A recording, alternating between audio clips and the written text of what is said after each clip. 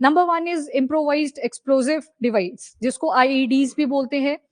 और ये जो आईईडीज हैं, ये होते क्या हैं और कहाँ पे आपने सुने? तो अभी इतने सारे एरिया से इनको रिट्रीव करा जा रहा है। मल्टीपल चीजें हुई, अगर मैप पे भी आप देखोगे, दिल्ली में यहाँ पे ब्लास्ट हो जाता है, यूपी वाले एरिया में जाते हो, यहाँ पे एक्सप्लोजिव डिवाइसेस रिट्रीव करे जा रहे हैं, एक्सप्लोजिव डिवाइसेस। और इन्वॉल्वमेंट देखोगे तो डॉक्टर्स की है, व्हाइट कॉलर जॉब्स वालों की, है ना, हर जगह से। शहीन हो गया, मल्टीपल नाम थे, सारे ही डॉक्टर्स थे, पर है ना, बाद में जब उधर पूछा गया हॉस्पिटल्स में जाके कि इनकी कैसे कैसे मूवमेंट रही, तो ये यूपी वाले की तो अभी शादी हुई थी थोड़े टाइम पहले, शादी में बुलाया भी था बाकी डॉक्टर्स को, उनको क्या पता था कि कैसी चीजों में इन्वॉल्व है। वैसे दिल्ली में जो जिसकी कार थी, वो भी देखो, यहाँ पे रिलीजियस सेंटीमेंट भी अभी मर्ज करेंगे ही, क्योंकि सारे एक ही रिलीजन को बिलोंग कर रहे हैं, ऑब्वियस ये बात है। तो यहाँ पे जब इंटरव्यू करा गया, उसकी जो वाइफ है उससे पूछा गया कि कैसा था, वो बोलती बड़ा अच्छा था, कौन बोलेगा बुरा था, अपने वाले तो अच्छे ही होते हैं ना, तो बुरा तो कोई नहीं बोलेगा। एनीवेज, यूपी वाला एरिया हो गया। फिर यहाँ पे आ जाओ गुजरात वाले एरिया में। गुजरात में तो नई चीज आपने सुनी होगी, राइसिन। सुना इसके बारे में किसी ने? राइसिन यहाँ पे पकड़ी गई। राइसिन एक प्रोटीन कार्बोहाइड्रेट होती है जो प्रोटीन के ऊपर बाइंड करती है। आती हूँ मैं इस आर्टिकल के ऊपर। इसको सीज करा, जो गुजरात की एंटी टेररिस्ट स्क्वाड है, उन्होंने 3 लोगों को अरेस्ट भी करा है। अगेन रिलीजियस सेंटिमेंट देखोगे, वो भी वहां पे कॉमन ही आ रहे हैं। मल्टीपल एस्पेक्ट्स हैं जो इस बॉम्ब ब्लास्ट से इमर्ज हुए। वहां पे पॉलिटिकल देखोगे तो ब्लेम गेम शुरू हो चुका है। एक बोल रहा है बख्शेंगे नहीं, ऑपरेशन कंडक्ट करवाएंगे। एक बोल रहा है जल्दी से प्रोब लाओ, इन्वेस्टिगेशन करवाओ, हमको भी पता होना चाहिए। और इन्वेस्टिगेशन टीम्स की अगर बात करें, जहां पे डीएफएल आ रखा है, जो दिल्ली का फोरेंसिक साइंस का लैब है, उनका क्या कहना है कि अभी पता ही नहीं चल पा रहा है कि इन्होंने कौन कौन से कंपोनेंट यूज करे थे। पर अमोनियम ANFO जिसको बोलते हैं, अमोनियम नाइट्रेट फ्यूल ऑयल होता है, उसको यूज कर लेते हैं एज अ डेटोनेटर की फॉर्म में। तो उसकी प्रेजेंस लगभग पता चल रही है कि शायद ये चीज तो यूज हुई है, क्योंकि उसमें ना तो वायर्स मिली हैं, ना कोई स्टोन मिला है, ना उसमें कोई नेल मिली है, कुछ भी नहीं मिला हुआ है, तो पता नहीं चल पा रहा है कि क्या चीज थी। उसके अलावा एनएसजी को भी यहाँ पे इन्वॉल्व करा हुआ है, अपनी जो नेशनल सिक्योरिटी गार्ड है, सीएपीएफ का ही पार्ट है, स्पेशल ऑपरेशन के लिए जिनको डिप्लॉय करा जाता है। ये पॉलिटिकल पॉइंट्स आगे, कुछ साइंटिफिक पॉइंट्स आगे। इसके साथ कुछ करप्शन के बड़े बड़े केसेस इमर्ज हुए थे, जैसे प्रधानमंत्री कौशल विकास योजना। फिर उसके बाद जल जीवन मिशन का ग्राफ्ट स्कैंडल अपने को सामने आता है, क्योंकि उसमें गवर्नमेंट के ऑफिशियल्स भी इन्वॉल्व थे। ऊपर वाले में ग्राफ्ट वर्ड नहीं यूज करा था, क्योंकि वहां पे ट्रेडिंग सेंटर और ट्रेडिंग पार्टनर की ज्यादा अकाउंटेबिलिटी बन रही थी। एनएसडीसी ने तो बोला आरटीआई के तहत नहीं आता, हम ही आपको इन्फॉर्मेशन प्रोवाइड करते। बट एनीवेज, ये करप्शन के स्कैंडल यहाँ पे आ रखे थे। और सबसे इंपॉर्टेंट, बिहार इलेक्शन। और उससे भी इंपॉर्टेंट कि जो हमारी इंपॉर्टेंट पर्सनालिटी है, जैसे प्रेसिडेंट देखोगे, उसके बाद चले गए हैं अंगोला। वैसे ही इंडिया के जो प्राइम मिनिस्टर हैं वो जा रखे हैं भूटान वाले एरिया में। इंपॉर्टेंट विजिट्स भी हैं, मल्टीपल चीजें हैं जो एक साथ ही चल रही हैं। यहाँ पे एक्सप्लोजिव चीजें मिली हैं, कंपोनेंट्स मिले हैं, एक्सप्लोजिव डिवाइसेस नहीं मिले हैं, कंपोनेंट्स। अब सोचो, किसी का क्लिनिक है, एक ही क्लिनिक है, कमरा है, वहां पे 2400 के आसपास का 2400 किलो के आसपास का एक्सप्लोसिव इंग्रेडिएंट आपको मिल रहा है। तो किस लेवल का ये प्लानिंग हुआ होगा, बड़ा ज्यादा डीपली है। आईबी ही आंसर करे, हम तो क्या ही आंसर करेंगे। बाकी रॉ से क्वेश्चनिंग करी जाएंगी, क्योंकि रॉ के जो एजेंट्स होते हैं वो बाहर रहते हैं, वैसे उनके जो होते हैं वो हमारी कंट्रीज में भी रहते हैं। एक एजेंसी है जिसका पार्लियामेंट में कोई बजट डिस्कशन नहीं होता, रॉ ही है, वो भी कुछ पता नहीं होता कितना पैसा लेके गए, किसी को कोई आइडिया नहीं होता कैसे वो अपने ऑपरेशन कंडक्ट करते हैं। तो ये मल्टीपल एस्पेक्ट्स हैं जो इस टाइम पे कनेक्ट हो रहे हैं। अब आती है बात रिस्पॉन्सिबिलिटी की, तो आपने एक नाम सुन लिया होगा, जैश ए मोहम्मद ऑर्गेनाइजेशन, लश्कर ए तैयबा, तो ले रहे थे रिस्पॉन्सिबिलिटी कि हमने करा है। बाकी पूरी इंटेरोगेशन तो करनी पड़ेगी, इन्वेस्टिगेशन करनी पड़ेगी, उसके बाद ही पता लगेगा। अब यहाँ पे जो टॉपिक आता है that is about IED, improvised explosive device, IED. तो 2900 kg ऑफ आईईडी और मटेरियल और कुछ एके राइफल्स के बारे में भी आपने सुना था, वो सारी चीजें रिट्रीव करी गई जब ये बॉम्ब ब्लास्टिंग होती है। अब आईईडी क्या होता है? तो conventional form of explosive device होता है, एक कन्वेंशनल जो ट्रेडिशनली बनता आ रहा है, जिसमें आप केमिकल्स का यूज करते हो, मतलब ऐसे कीले वगैरह नहीं डालते उसमें। अनकन्वेंशनल का मतलब है कि जो भी लोकली आपके आसपास की चीजें अवेलेबल थी उनका यूज कर लिया और उसका एक एक्सप्लोजिव डिवाइस बना दिया। चीजें वही रहेंगी, इनिशिएटर होगा, आग भी तो लगनी है वहां पे, उसके अंदर ऑक्सीडाइजर भी लगा होगा, फ्यूल भी डला होगा, वो ये सारी चीजें तो दोनों में ही कॉमन है। बस जो चीजें फर्दर यूज करी गई, इसमें ज्यादातर आप देखोगे एक्सप्लोसिव इंग्रेडिएंट यूज करे जाएंगे जो एक्चुअल में बॉम्ब ब्लास्टिंग करने के लिए बनाए जाते हैं। यहाँ पे नॉर्मल सी चीजें होंगी, नेल होगी, देन स्टोन्स आ जाएंगे, ग्रेवल्स आ जाएंगी, देन ट्यूब्स आ जाएंगी, पाइप भी आ जाती है, पाइप भी आ जाती है लोहे की जो होती है। मतलब जो चीजें आपके आसपास अवेलेबल थी उन्हीं का यूज कर लिया जाता है, और उससे निकल के आती है कैटेगरी इम्प्रोवाइज्ड एक्सप्लोसिव डिवाइस। जुगाड़ करना एक तरह से, अनकन्वेंशनल फॉर्म इसको बोला जाता है। और किसी भी फॉर्म में इसको एक्टिवेट करा जा सकता है, क्योंकि डेटोनेटर वगैरह सब डले होते हैं इसमें। डेटोनेटर जो आग लगाएगा, जैसे आपकी बंदूक होती है ना, बंदूक देखा होगा आपने, इस तरह से होती है। जैसे आप ट्रिगर को दबाते हो तो अंदर बड़ा सारा मैकेनिज्म होता है। पहले यहाँ से एक पिस्टल आता है, वो जाके फ्यूल ऑयल के ऊपर टकराता है, वो आगे डेटोनेशन स्पार्क करता है, फिर जाके आपका जो कार्ट्रिज है वो बाहर की तरफ जाता है और टारगेट को हिट करता है। मल्टीपल मैकेनिज्म होते हैं, सेम बॉम्ब ब्लास्टिंग के अंदर करे जाते हैं। अब ये जो आईईडी है, इसमें ये सारी चीजें तो नहीं अवेलेबल, पर कहीं ना कहीं ANFO, अमोनियम नाइट्रेट जो फ्यूल ऑयल होता है, उसको सस्पेक्ट करा गया है कि फ्लेमेबल होता है एक तो, और इवेपोरेट भी कर जाता है, पर थोड़ी बहुत प्रेजेंस पे मिल जाए तो पता लग जाता है कि शायद इसका यूज करा गया। एक बार याद होगा आपको, FTIR का मैंने मेंशन करा था, पूरा याद नहीं भी रहता। ये वाली टेक्नोलॉजी अभी वहां पे जो दिल्ली की फोरेंसिक साइंस लेबोरेटरी वालों ने जब अपने एक्सपेरिमेंट कंडक्ट करे तो FTIR का भी यूज करा है। स्पेक्ट्रोस्कोपिक टेक्नोलॉजीज होती है, उनका यूज करा जाता है। अब ये जो आईईडी का कॉन्सेप्ट था, ये इराक वॉर से बड़ा ज्यादा पॉपुलराइज हुआ था, 2003 में इन्होंने यूज करे थे। ये महंगे नहीं बिकते और इनएक्सपेंसिव होते हैं, डिवास्टेशन उतनी कॉज नहीं करते जितनी conventional form of explosive device cause कर देते हैं, तो उससे कम करते हैं। बाकी इनको पैक करना, छुपाना वो बहुत ज्यादा इजी होता है, ट्रांसपोर्ट करना एक जगह से दूसरी जगह पे वो इजी हो जाता है। तो इसी वजह से आप ज्यादातर केसेस जब सुनते हो तो वहां पे आईईडी वर्ड ही आता है। देन एलिमेंट्स क्या क्या आएंगे, तो मेन जो कंपोनेंट्स होते हैं, इनिशिएटर आ गया, स्विच होता है, मेन चार्ज होता है, पावर सोर्स होता है, कंटेनर होता है, डालना भी तो है ना सारा मटेरियल उसमें, कुछ ऐसी चीजें आपको दिखाई देंगी। एंड एनहांसमेंट लगा दिए जाते हैं, जैसे नेल होगी, ग्लास के टुकड़े हो गए, वो सारी चीजें ऐड कर दी। तो जब बड़े सारे प्रेशर के साथ ये फ्रेगमेंटाइज करता है, तो सोचो कितनी ज्यादा इंजरीज कॉज कर सकता है जो लोग वहां पे रुके हुए थे। तो शार्पेनल बहुत ज्यादा प्रोड्यूस करता है। तो दिस इज आईईडी, और मेन इंग्रेडिएंट क्या था, ANFO। अगर भगत सिंह जी वाली आपने मूवी भी देखी होगी, जब वो पूछते हैं कि बनाया कैसे था वो इंग्रेडिएंट बता रहा होता है, उसने भी बोला था यही वाला ingredient, which is ammonium nitrate. Multiple function कर लेता है एक साथ, तो इसको नॉर्मली यूज करा जाता है एज अ फ्यूल सोर्स। इसके बाद जो राइसिन पॉइजनिंग वाला केस आया, ये एक बायोलॉजिकल वेपन है। अब मैंने बोला एक शब्द, दैट इज बायोलॉजिकल वेपन।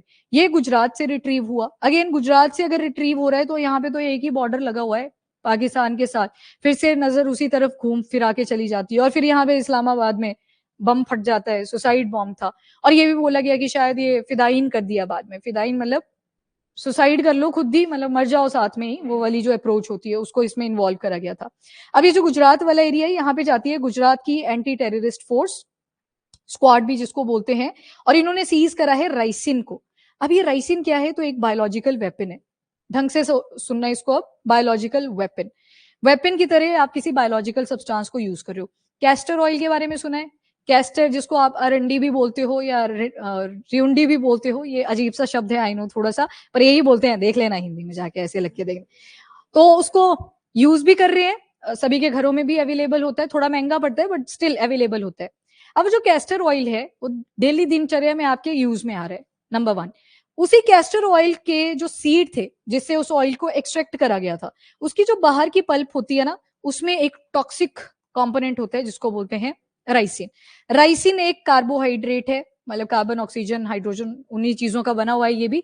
पर ये जो राइसिन है, इसकी एक टेंडेंसी होती है कि जब किसी इंसान के अंदर ये जाएगा तो उसके अंदर वो जो प्रोटीन मैन्युफैक्चर कर रही थी उसको ये रोक देगा, वो बन ही नहीं पाएगी प्रोटीन। प्रोटीन तो चाहिए ना, मसल बिल्डिंग के लिए तो चाहिए, पर चलने फिरने के लिए भी चाहिए, दिमाग के लिए भी चाहिए, सेल को काम करने के लिए भी चाहिए, लगभग सारी चीजों के लिए चाहिए। तो ध्यान से सुनना, ये हमारा सेल है, बेसिक यूनिट ऑफ लाइफ। इसके अंदर एक न्यूक्लियस होता है जिसे ब्रेन ऑफ द सेल भी बोल देते हैं, जैसे हमारी बॉडी का एक इंडिविजुअल पार्ट है ब्रेन। पर सारी बॉडी किस चीज से बनी हुई है, सेल्स की बनी हुई है। छोटे छोटे सेल है, million of trillion of cells हमारी बॉडी में एग्जिस्ट करते हैं। अब ये जो न्यूक्लियस है, इसके अंदर भी यहाँ पे राइबोसोम प्रेजेंट होते हैं। राइबोसोम का काम क्या होता है, प्रोटीन मैन्युफैक्चर करना, ये प्रोटीन को मैन्युफैक्चर करता है। अब न्यूक्लियस के बाहर आओगे तो यहाँ पे भी आपको राइबोसोम मिलेंगे। देन यहाँ पे एक रफ एंडोप्लाज्मिक रेटिकुलम बनता है, RER, रफ एंडोप्लाज्मिक रेटिकुलम। ये भी क्या बना रहा है, प्रोटीन। पर सोचो आपके ब्लड के थ्रू क्या चीज आ गई थी, राइसिन। राइसिन इनहेल भी हो जाता है, खा भी सकते हैं उसको, और इवन और क्या फॉर्म हो सकती है, इंजेस्ट कर लिया, इनहेल कर लिया, इंजेक्ट भी करा जा सकता है, इंजेक्शन के थ्रू भी ये बॉडी में चला जाता है। जब ये ब्लड के थ्रू सारे सेल में पहुंचेगा तो राइबोसोम का काम खत्म, रफ एंडोप्लाज्मिक रेटिकुलम का काम खत्म, ब्रेन में डिफॉल्ट आ जाएगा, प्रोटीन ही नहीं मिल रहा है तो सोचेगा क्या, न्यूक्लियस कमांड देता है पूरे सेल के अंदर की डाइजेशन करनी है, एब्जॉर्प्शन करनी है, क्या काम करना है, इसका काम भी खत्म। तो इससे तो जब सेल में कुछ खाना नहीं बनेगा, कोई काम ही नहीं होगा, तो सेल की तो डेथ हो जाएगी। सेल की डेथ हुई, पर ये सारे सेल्स में चल रहा था प्रोसेस, जितने भी बॉडी के सेल थे सारे ही सेल्स की डेथ हो जाएगी। तो किसकी डेथ हुई ओवरऑल, उस इंडिविजुअल की, वो इंडिविजुअल तो मर गया वहीं पे। तो यहाँ पे लास्ट में आप देखोगे उस इंडिविजुअल की भी क्या हो जाती है, डेथ। और खास बात यह है राइसिन की, इसका कोई एंटीडोट अवेलेबल नहीं है, मतलब आपको इंस्टेंटली अगर ये ठीक करना है, कोई मेडिकेशन अवेलेबल नहीं है, कोई इसका इलाज नहीं है। तो अगर राइसिन की प्रेजेंस क्रॉस बॉर्डर एरिया पे दोबारा से पाई जाती है तो मतलब वाटर सॉल्युबल है नेचर में, यस, और 80 डिग्री सेल्सियस तक आराम से झेल लेता है। मतलब उसके बाद आगे इसमें होती है कि डिफंक्शनिंग आ जाए, तो उतना टेम्परेचर तो होता ही नहीं है नेचर में, हम कहाँ सर्वाइव कर पाते हैं अगर 80 डिग्री सेल्सियस होता, उबल गए होते अभी तक। तो ये जो राइसिन की प्रेजेंस आपको गुजरात में एकदम से मिलती है, लोगों को अरेस्ट करा जाता है, तो मतलब ये शायद बायोलॉजिकल वेपन की तरह यूज हो सकता था, तभी वहां पे शब्द लिखा गया है आर्टिकल में, सस्पेक्ट। डाउट था, सस्पिशन था, श्योरिटी नहीं थी कि क्या ये बायोलॉजिकल वेपन की तरह, क्या फिर कोई पूरी पॉसिबिलिटी है, तभी तो इनको अरेस्ट कर लिया गया और राइसिन को भी रिट्रीव करा। और जब रिट्रीव करा गया है तो प्रॉपर ग्लव्स वगैरह लगाए थे, क्योंकि ये इनहेल भी हो जाता है। हाँ, डेथ होगी, सडन डेथ होंगी। अब उसके लिए मैं एक कन्वेंशन भी आपको बताऊंगी कि रख सकती है कंट्रीज इनको कि नहीं रख सकती है। क्या चीज, रेट या कैस्टर बीन्स मिल गया, आप उसको आराम से एक्सट्रैक्ट कर लो। अच्छा, रेट क्या है, इंस्टेंट डेथ है, और इनहेल कर पा रहे हो तो मतलब आपकी मॉइस्चर में अगर एनवायरमेंट में अगर आ चुका है, डेथ हो जाएगी, राइसिन। तभी तो जब लेबोरेटरी में ऑयल एक्सट्रैक्ट करा जाता है सबसे पहले पल्प को ही निकालते हैं बाहर, क्योंकि इसके अंदर टॉक्सिन थे, कल को कंपनी बंद हो जाएगी अगर गलती से भी राइसिन उसमें चला गया। तो बड़े सारे स्टैंडर्डाइज लेबोरेटरी में चीजें ली जाती हैं कि ये राइसिन ना उसमें एटलीस्ट आए, तो उसको रिमूव करा जाता है। तो डेथ इतनी सडन है, और ऊपर से कोई एंटीडोट भी अवेलेबल नहीं है, बायोलॉजिकल वेपन की तरह एक्ट कर रहा है, क्योंकि आपने इसको, हाँ, इसी बीन के बाहर होता है, जो पल्प वाला पार्ट होता है ना, उसको रगड़ेंगे तो उसमें से राइसिन निकल के आ जाता है। हाँ हाँ, इंडिया में कैस्टर बीन की खेती करी जाती है, साउथ पार्ट ऑफ इंडिया में, तो कैस्टर बीन्स यहाँ पे भी होती है, तो कैस्टर बीन्स अवेलेबल है। अब सुनो, नेक्स्ट सुनो, अब ये राइसिन था, पकड़ लिया, ये बच गए हम। अब आते हैं बात केमिकल वेपन जो होते हैं आपके, या बायोलॉजिकल वेपन होते हैं, थोड़े थोड़े डिफरेंसेस हैं, लगभग सेम ही टर्म्स हैं। बायोलॉजिकल यानी कि किसी लिविंग ऑर्गेनिज्म का आप यूज करोगे, जैसे यहाँ पे प्लांट यूज करा, कैस्टर था, कैस्टर से निकाला, ऑल्दो कैस्टर को कंज्यूम किया जा रहा है, पर उसकी बाहर वाली पल्प के अंदर एक पॉइजन बैठा हुआ था। बायोलॉजिकल चीज को आप वेपन की तरह यूज करके जा रहे थे। अब ये यूज भी कैसे होते हैं, आपके घर पे एक खत आ जाएगा, उसके ऊपर कुछ केमिकल लगा होगा, जैसे आपने उसको टच करा वो आपकी बॉडी के साथ टच हो चुका है, बायोलॉजिकल वेपन, खत्म वो चीज वहीं पे। नहीं, वो बायोलॉजिकल वेपन नहीं प्रूव हुआ था बाद में, क्योंकि उसके ट्रांसमिशन के लिए लंबा अर्सा था। ये इनहेल से भी हो जा रहा है, इंजेक्शन से भी हो जा रहा है, इंजेक्ट करके भी हो जा रहा है, वहां पे हम प्रोटेक्शन ले पा रहे थे।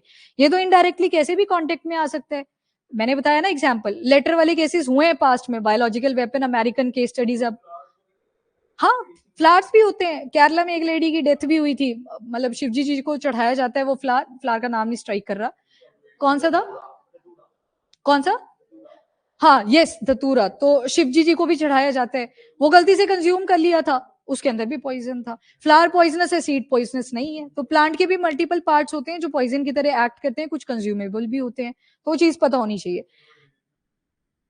इससे डिजीज नहीं होती, डेथ सी दिखती है, फिर डिजीज वगैरह नहीं होती। ट्राई करा जाता है कई बार की व्यक्ति, अब आ रही हूं मैं इंटेंसिटी के ऊपर, यहाँ पे बायोलॉजिकल चीज को आपने वेपन की तरह यूज करा। अब आते हैं बात इंटेंसिटी के ऊपर। अब ये जो राइसिन है ना, एक कन्वेंशन है, उसको ध्यान में रखना, केमिकल वेपन कन्वेंशन, इंडिया ने इसको रेटिफाई करा है, यानी कि हम कोई भी केमिकल वेपन या फिर बायोलॉजिकल वेपन अपने पास नहीं रखेंगे। और अब कुछ केमिकल्स ऐसे भी होते हैं जिनके ड्यूअल यूज होते हैं, जो सिविलियन पर्पज से भी यूज करे जा सकते हैं, मिलिट्री पर्पज से भी यूज हो सकते हैं। जैसे फ्यूल ऑयल है, तो वो इंडस्ट्रीज में भी चाहिए होता है, मिलिट्री को भी चाहिए होता है, उसकी इन्फॉर्मेशन आपको ट्रांसपेरेंट रखनी होती है एज पर दिस कन्वेंशन। इस कन्वेंशन में उसकी इंफॉर्मेशन रखनी पड़ती है। अब जो ये कन्वेंशन है केमिकल वेपन कन्वेंशन, इसमें टोटल 3 शेड्यूल है, schedule 1, schedule 2, schedule 3। Schedule number 1 के अंदर इसको भी रखा गया है जो राइसिन आपने पढ़ा। जैसे जैसे शेड्यूल 1 से आप 2 पे जाओगे, 2 से आप 3 पे जाओगे, जो लीगैलिटी है आपको पता है डिक्रीज करती जाएगी, जो डेंजरस चीजें हैं वो डिक्रीज करती जाएंगी। मतलब नंबर 1 में अगर राइसिन रखा है तो लगा लो इसका हिसाब कितना ज्यादा ये फेटल हो सकता है नेचर में। शेड्यूल नंबर 1 के अंदर ये एडेड है। 1 मिनट रुकना बस। अब इसी में कई बार बैक्टीरियाज वगैरह भी यूज करे जाते हैं, तो वहां पे जो वर्ड यूज करा जाता है ना वेपन्स के लिए, इसमें बोलते हैं या तो इंजरी ही कॉज करेगा, जैसे आपने बोला डिजीज हो सकती है डिजीज, पर बाद में वो कैसी होगी तो नेचर में fatal in nature, fatality sure होती है। हार्म करने के लिए, हार्म भी अगेन आपको इंजरी ही कॉज करेगा, तो ये वर्ड्स यूज करे जाते हैं, डायरेक्टली डिजीज नहीं बोला गया है बायोलॉजिकल वेपन्स के अंदर। सेम दूसरी जो कैटेगरी आती है वो है केमिकल वेपन। अब देखो ये जब कैस्टर बीन से राइसिन को बाहर निकाला गया तो वो केमिकल प्रोसेस के जरिए ही निकाला जाता है, ऐसे नहीं है आपने बड़ी देर रगड़ी तो निकल जाएगा राइसिन, थोड़े से केमिकल कंपोनेंट्स लगते हैं। तो इसी वजह से एक बायोलॉजिकल वेपन आपका केमिकल वेपन कन्वेंशन के अंदर इंक्लूडेड है। ये मत सोचना कि इसमें सिर्फ केमिकल वेपन ही आने चाहिए थे। केमिकल का मतलब है जिसको आपने कैसे बनाया, सिंथेटिकली। यहाँ पे नेचुरल चीजों का यूज नहीं करेंगे, यहाँ पे नेचुरल चीजें पूरी प्योर भी हो सकती हैं या फिर एक्सट्रैक्ट करते हुए आपने केमिकल्स का यूज करा। इसी वजह से जो राइसिन है वो केमिकल वेपन कन्वेंशन में भी इंक्लूडेड है। वैसे तो बायोलॉजिकल वेपन कन्वेंशन भी है पर इसको केमिकल वेपन कन्वेंशन में भी इंक्लूड करा हुआ है। और कौन से शेड्यूल के अंदर, तो शेड्यूल नंबर 1। पूरी रेगुलेशन है, सरकारों को ट्रांसपेरेंसी रखनी पड़ती है इन केमिकल्स को लेके। तो अगर सीजिंग होती है हमारे गुजरात वाले एरिया में तो वो कंसर्न की बात थी, मतलब उसको फैलाए, क्योंकि इससे क्या होगा इंडिया में ही प्रॉब्लम नहीं आएगी, वो आसपास के सारे एरियाज को खा जाएगी, तो जो लेके आया है वो भी वहां पे फंसेगा फिर, तो ये डेंजरस होते हैं। नंबर 2 पे जब आओगे आप तो थोड़ी सी इंटेंसिटी घट जाएगी पर अभी भी फेटल रहेंगे नेचर में। थर्ड कैटेगरी में जब आओगे तो इंडस्ट्री के अंदर जो भी केमिकल्स यूज होते हैं, अब होता तो डेंजरस ब्रोमीन भी है, एक ड्रॉप हाथ पे गिरे छेद करके जाएगा नीचे, तो डेंजरस तो वो भी था, पर केमिकल लैब्स में यूज करा जाता है तो वो थर्ड वाली कैटेगरी में इंक्लूडेड है। फेटल अभी वो भी है पर केमिकल लैब्स में ज्यादा उनका यूसेज है, कैपेसिटी बिल्डिंग के हिसाब से, केमिस्ट्री लैब वाले बच्चों को सिखाने होते हैं जो प्रोसेसेस होती हैं तो उस हिसाब से इंपॉर्टेंट होता है। तो ये जो केमिकल वेपन कन्वेंशन था 1996 में इंडिया ने भी इसको रेटिफाई कर दिया था कि जो इसके अंदर शेड्यूल 1, 2, 3 है, जो भी रूल्स एंड गाइडलाइंस हैं हम भी उनको फॉलो करेंगे। रेटिफिकेशन मतलब डबल सिग्नेचर, कई बार हम सिग्नेटरी अगर रह जाते हैं तो हमारे ऊपर चीजें बाइंडिंग नहीं होती, पर वंस यू बिकम रेटिफाइड तो उसके बाद चीजें आपके ऊपर बाइंडिंग होनी शुरू हो जाती है। रेटिफिकेशन लग गया पता। तो ये था आपका राइसिन। फर्क, न्यूक्लियर वेपन एक्सप्लोड करेगा, ये एक्सप्लोड नहीं कर रहा, ये साइलेंट किलर की तरह एक्ट करते हैं।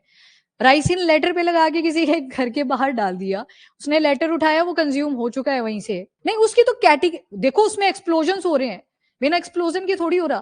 केमिकल वेपन में जो नेचर था उसको बनाने का वो सिंथेटिक था, केमिकल्स का ही आपने यूज करा। एक्सप्लोजन हो भी सकता है, नहीं भी हो सकता है, दोनों पॉसिबिलिटी, पर न्यूक्लियर वेपन जितना नहीं होगा। बायोलॉजिकल वेपन बिल्कुल साइलेंट किलर की तरह एक्ट कर रहा है, आपको पता नहीं लग रहा है विसिनिटी में आ चुका है, पता ही नहीं चल रहा है, क्योंकि इनहेल भी हो जाता है तो देखने की जरूरत नहीं है। कंज्यूम करवाना है किसी से तो पाउडर दिखाना पड़ेगा, देन इंजेक्ट करना है वाटर के अंदर घोल दो, आपको पता तक नहीं चलेगा कि इसके अंदर ये चीज इन्वॉल्व थी, तभी तो इसको केमिकल वेपन कन्वेंशन के शेड्यूल नंबर 1 के अंदर इंक्लूड करा। डिजीज मेन टारगेट नहीं होता, जैसे कोविड-19 का यहाँ से भी सवाल आया था कि क्या कोविड-19 बायोलॉजिकल वेपन था, तो जो यूएस है उन्होंने भेजी थी अपनी इंस्पेक्टिंग, नहीं नहीं सुन लो, टीम्स भेजी थी चाइना के ऊपर ये ब्लेम डालने के लिए कि इन्होंने शायद बायोलॉजिकल वेपन की तरह यूज करा था, पर उस टाइम पे भी बड़ी सारी मीट चल रही थी थ्रू आउट ग्लोब। आप देखोगे कहीं पे इलेक्शन आ रखे थे, इंडिया की मल्टीपल विजिट थी, बीच में आप देख लो उसके बाद गलवान वैली वाला इशू हो जाता है, तो चांसेस थे कि उसको वो बायोलॉजिकल वेपन की तरह यूज करना चाह रहे थे। डेथ्स हुई थी वहां पे भी, पर ये प्रूव नहीं हो पाया था कि क्या वो बायोलॉजिकल वेपन था, पर उसकी वजह से डेथ्स काफी सारी हुई थी, ये प्रूव नहीं हुआ था whether it was biological weapon और नॉट। डन। हाँ, बोलते तो वेट मार्केट से भी हैं, उन्होंने ये बोल दिया कि हमारी लैब से नहीं निकला था, शायद वेट मार्केट से निकल गया, जहां भी हर चीज अवेलेबल है। बाल को नहीं खाते सिर्फ, और हड्डियों का सूप चल रहा होता है, सांप है, एवरीथिंग जो खाई जा सकती है वो सारी चीजें वहां पे अवेलेबल होती हैं, दैट इज वेट मार्केट। फिर वीडियो भी बड़ी पॉपुलर होती थी, ऐसे सांप लटकाए हुए हैं वो आ रहे हैं मार्केट में परचेज कर रहे हैं, तो बस युक्ति कोई नहीं, इट्स ओके। हाँ जी मोनिका, किया जा सकता था। देखो गुजरात की जो एंटी टेररिस्ट स्क्वाड है उन्होंने भी सस्पेक्ट वर्ड यूज करा है, तो किसी ने किया नहीं है यूज, सस्पेक्ट मतलब किया जा सकता था, पॉसिबिलिटी थी। ये था आपका, ये है कैस्टर बीन्स, इस तरह से दिखते हैं, जो ऑयल निकलता है दैट इज कंज्यूमेबल, पर जो पल्प के अंदर से राइसिन निकलता है वो आपने देख ही लिया कि उसको बायोलॉजिकल वेपन की तरह भी यूज करा जा सकता है। देख लेती हूँ मैं, कुछ और तो नहीं बचा, वैसे मैंने पूरा ही बता दिया आपको। Scientific name is Ricinus communis, castor beets, जो कैस्टर बीन्स आपने पढ़े। बाकी शेड्यूल नंबर 1 के अंदर इसको ऐड करा गया है। केमिकल वेपन कन्वेंशन, अब कंफ्यूजन तो नहीं है क्यों इसको बायोलॉजिकल में नहीं रखा और केमिकल में डाल दिया सीधा, क्योंकि केमिकल ज्यादा डेंजरस होगा देन नेचुरल, तो इस वजह से केमिकल वेपन कन्वेंशन का शेड्यूल नंबर 1 बोलता है कि अगर आपने नेचर से भी एक्सट्रैक्ट करा है पर वो डेंजरस है, इस इंटेंसिटी का कॉज एंड हार्म प्रोड्यूस कर सकता है, तो उसको हम शेड्यूल 1 में डाल सकते हैं। ठीक है, चलो बाकी ये केमिकल वेपन कन्वेंशन है आपका, ग्लोबल ट्रीटी है जिसको इंडिया ने 1996 में साइन कर दिया था। ठीक है, दैट्स ऑल।